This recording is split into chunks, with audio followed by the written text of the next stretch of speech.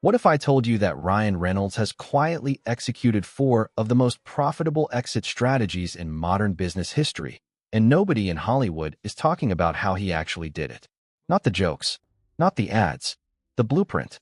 By the end of this video, you will understand the exact repeatable formula he has used to turn undervalued assets into billion-dollar exits, and why it has almost nothing to do with being famous. Here's how most people see Ryan Reynolds. Actor. Funny guy, accidentally good at marketing. That is completely wrong. What Ryan Reynolds has actually built, quietly, methodically, over 8 years, is a repeatable wealth machine with 4 moving parts. Buy an undervalued brand nobody is paying attention to. Inject himself as a one-man marketing engine. Make the brand impossible to ignore. Then exit at a multiple that shocks the industry.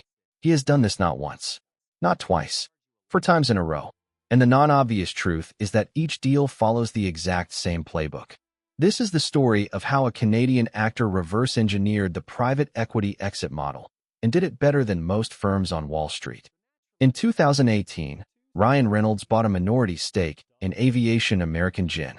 At the time, it was a mid-sized craft spirit competing in a brutally crowded market.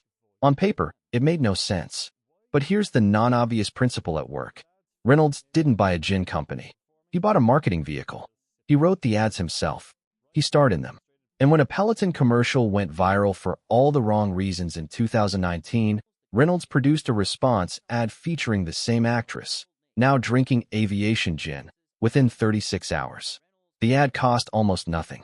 It earned tens of millions in earned media. In 2020, just 2 years after buying in, Diageo acquired Aviation Gin for $610 million.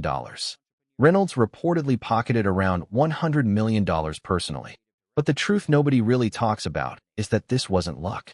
This was a stress test of a formula, and it passed. So he ran it again. In 2019, Reynolds acquired a significant ownership stake in Mint Mobile, a budget telecom company with a fraction of the name recognition of Verizon or AT&T. Same formula. Different industry. He became the face of every campaign. He made the ads self-aware, funny, and shareable in a category where ads are universally ignored. He made Mint Mobile feel like a brand with a personality when every competitor felt like a utility bill. In 2023, T-Mobile acquired Mint Mobile for $1.35 billion. Now here's the contrasting frame I want you to sit with. Before Reynolds, Mint Mobile was an unknown MVNO struggling to compete on price alone. After Reynolds' $1.35 billion exit, the playbook is now officially proven at scale, and he already knew what to do next. If you're finding this breakdown valuable, hit subscribe. We cover the hidden strategies behind the figures who shape our world every single week. Now, back to the blueprint. In November 2020, Reynolds and Rob McElhenney bought Wrexham AFC, a 156-year-old Welsh football club that had spent a decade in non-league football's 5th tier, for approximately £2 million. Everyone thought it was a vanity project, a celebrity stunt. Here's what it actually was. Revelation 3 of the playbook. Reynolds turned the takeover into a documentary, Welcome to Wrexham, that premiered on Disney+. The club went from 5th tier to back-to-back promotions, reaching the championship. Annual tourism revenue in the town of Wrexham hit £191 million.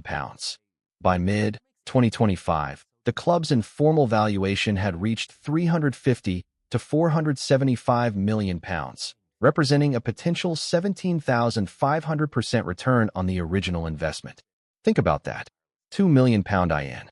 £350 million valuation out. In 5 years. And in the process, Reynolds was quietly building an empire in a country most people couldn't find on a map. Here's the part of the story that ties everything together, and it's the part that most people completely miss. In 2018, the same year he bought Aviation Gin, Reynolds co-founded Maximum Effort, a marketing and production company with his partner George Dewey. This was not a side project. This was the engine powering every exit, every viral ad, every 36-hour turnaround response campaign, every self-aware brand moment. All of it ran through Maximum Effort. In 2021, he sold Maximum Effort's marketing arm to the ad platform MNTN, keeping equity in MNTN while maintaining his role as chief creative officer. Then, In March 2025, he bought it back, remerged the studio and marketing company under one roof. Independent again, fully in control. But the truth nobody really talks about is what this move actually signals. Reynolds is not winding down. He is reloading. The buyback of maximum effort means the next acquisition, whatever it is, will have the full machine ready to deploy from day one. This is not a celebrity with a business hobby.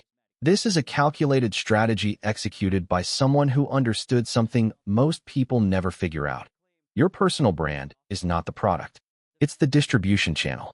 So here is what Ryan Reynolds' exit strategy actually reveals, and it's bigger than any one deal. He figured out a non-obvious truth about modern business.